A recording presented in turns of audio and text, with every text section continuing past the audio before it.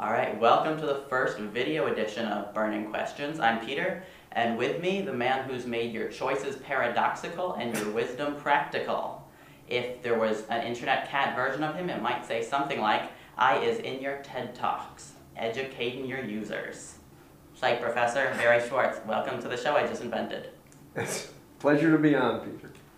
So, a lot of people are asking all about everything you've been saying about the paradox of choice. So, general question to start with. P asked, how does it feel to be known in the world and at large, and for most Swatis as well, as that guy who says that more choices are bad? It feels fabulous. I think this is an important lesson that a lot of people need to learn, and if I can make a small contribution to teaching that lesson, it makes my day. Okay, so why are choices bad? Because they're paralyzing.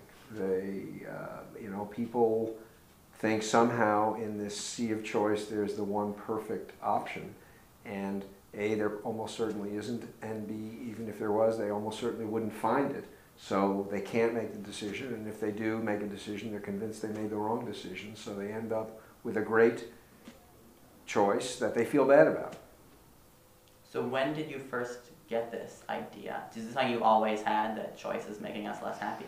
No.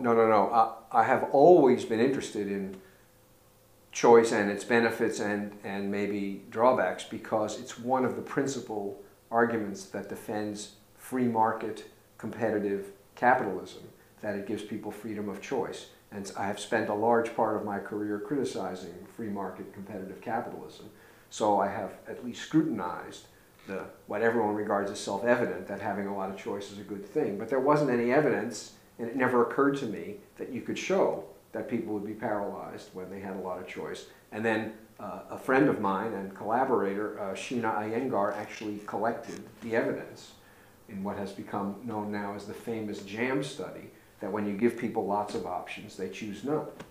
So all of a sudden there was empirical confirmation that the ideology that goes along with choice was unjustified by the data. But it hadn't occurred to me that that would be the case.